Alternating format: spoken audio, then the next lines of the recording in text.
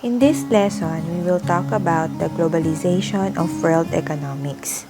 Let us first define economic globalization. The International Monetary Fund regards economic globalization as a historical process representing the result of human innovation and technological progress. It is characterized by the increasing integration of economies around the world through the movement of goods, services, and capital across borders. These changes are the products of people, organizations, institutions, and technologies. As with all other processes of globalization, there is a qualitative and subjective element to this definition. So these are the questions that we need to answer. How does one define increasing integration? When is it considered that trade has increased? Is there a particular threshold?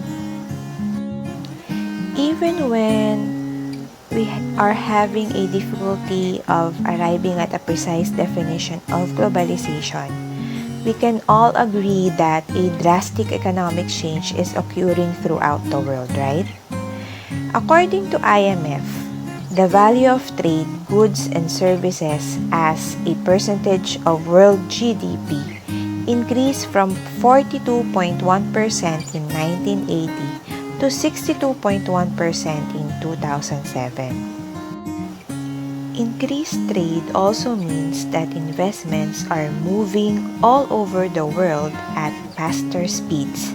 According to the United Nations Conference on Trade and Development, the amount of foreign direct investments flowing across the world was $57 billion in 1982.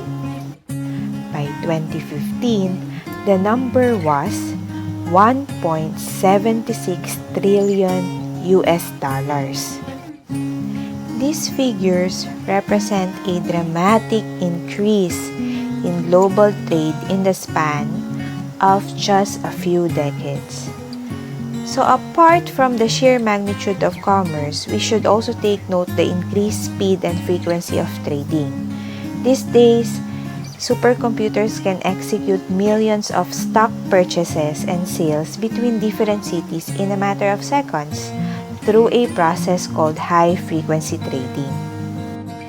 Even the items being sold and traded are changing drastically. Diba 10 years ago, buying books or music indicates acquiring physical items. Today, however, a book can be digitally downloaded to be read with an e-reader, and a music album refers to the 15 songs on MP3 format you can purchase and download via iTunes. So let us trace how economic globalization came about. And let us assess this globalization system and examine who benefits from it and who is left out. International trading systems are not new. The oldest known international trade route was the Silk Road. It is a network of pathways in the Asian world that span from China to what is now the Middle East and to Europe.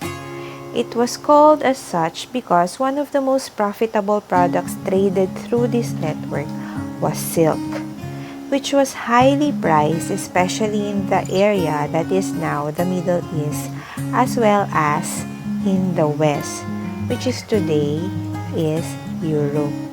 Traders used the Silk Road regularly from 130 BCE, when the Chinese Han Dynasty opened trade to the West, until 1453 BCE, when the Ottoman Empire closed it.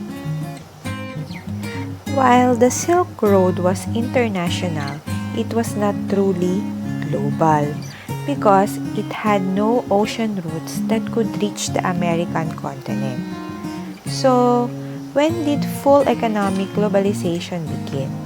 According to historians Dennis Oaklin and Arturo Giraldes, the age of globalization began when all important populated continents began to exchange products continuously, both with each other directly and indirectly via other countries, and in values sufficient to generate crucial impacts on all trading partners.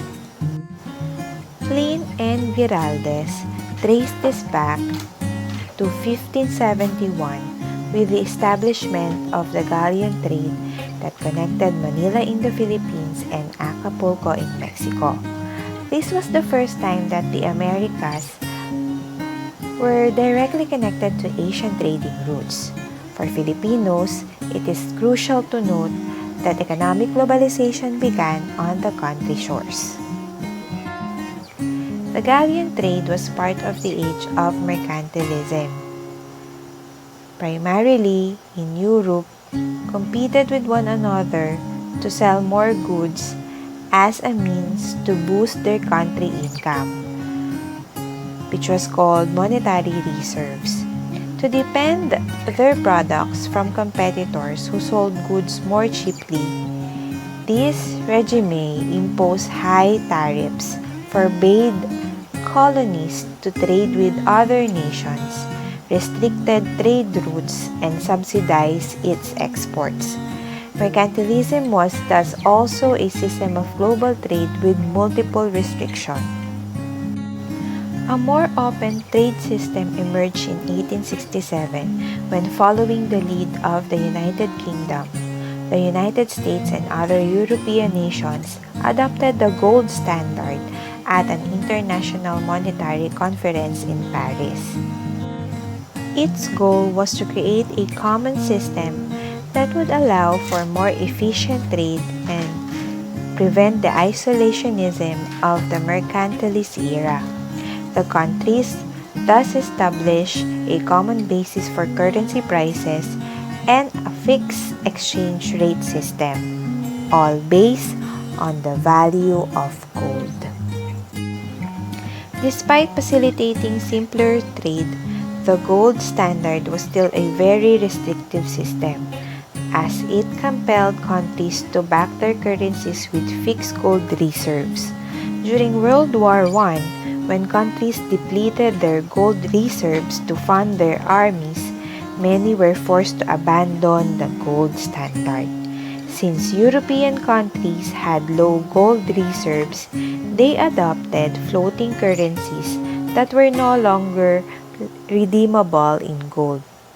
Returning to a pure standard became more difficult as the global economic crisis, called the Great Depression, started during the 1920s and extended up to the 1930s, further emptying government coffers. This depression was the worst and longest recession ever experienced by the Western world. Some economists argue that it was largely caused by the gold standard, since it limited the amount of circulating money and therefore reduced demand and consumptions. If governments could only spend money that was equivalent to gold, its capacity to print money and increase the money supply was severely curtailed. After the two world wars, world leaders sought to create a global economic system that would ensure a longer-lasting global peace. They believed that one of the ways to achieve this goal was to set up a network of global financial institutions that would promote economic interdependence and prosperity. The Bretton Woods system was inaugurated in 1944 during the United Nations Monetary and Financial Conference to prevent the catastrophes of the early decades of the century from reoccurring and affecting international ties.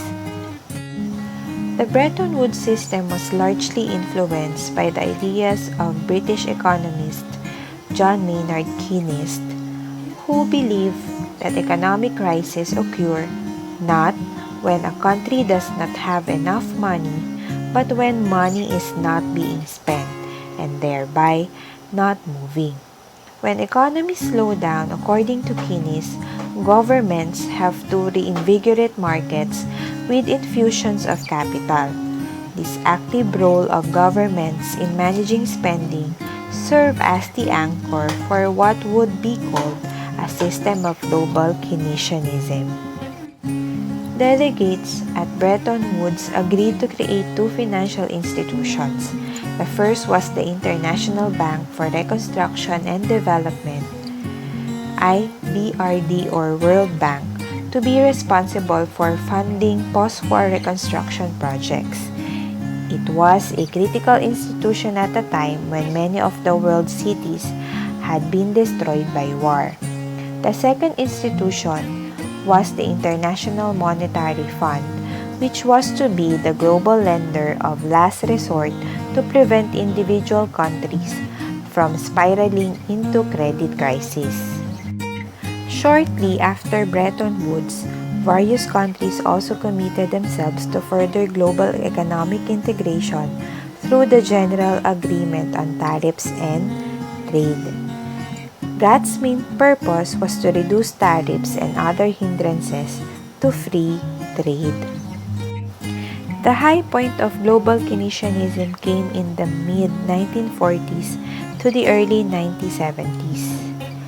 During this period, governments poured money into their economies, allowing people to purchase more goods and in the process increase demand for these products. As demand increased, so did the prices of these goods. Western and some Asian economies like Japan accepted this rise in prices because it was accompanied by general economic growth and reduced unemployment. The theory went that as price increased, companies would earn more and would have more money to hire workers. Keynesian economists believed that all this was a necessary trade-off for economic development. In the early 1970s, however, the prices of oil rose sharply as a result of the OPEC imposition of an embargo in response to the decision of the US and other countries to resupply the Israeli military with the needed arms during the Yom Kippur War. Arab countries also used the embargo to stabilize their economies and growth. The oil embargo affected the Western economies that were reliant on oil. To make matters worse, the stock market crashed in 1973 to 1974 after the US stopped linking the dollar to gold, effectively ending the Bretton Woods system. The result was a phenomenon that Keynesian economy could not have predicted, a phenomenon called stagflation, in which a decline in economic growth and employment stagnation takes place alongside a sharp increase in prices, which is what we call inflation. Around this time, a new form of economic thinking was beginning to challenge the Keynesian orthodoxy. Economists such as Friedrich Hayek and Milton Friedman argued that the government practice of pouring money into their economies had caused inflation by increasing demand for goods without necessarily increasing supply. These economists used the economic turmoil to challenge the consensus around Keynes' ideas. What emerged was a new form of economic thinking that critics labeled neoliberalism. From the 1980s onward, neoliberalism became the codified strategy of the U.S. Treasury Department, the World Bank, the IMF, and eventually the World Trade Organization, a new organization founded in 1995 to continue the tariff reduction under GATT. The policies they forwarded came to be the Washington Consensus. The Washington Consensus dominated global economic policies from the 1980s until the early 2000s.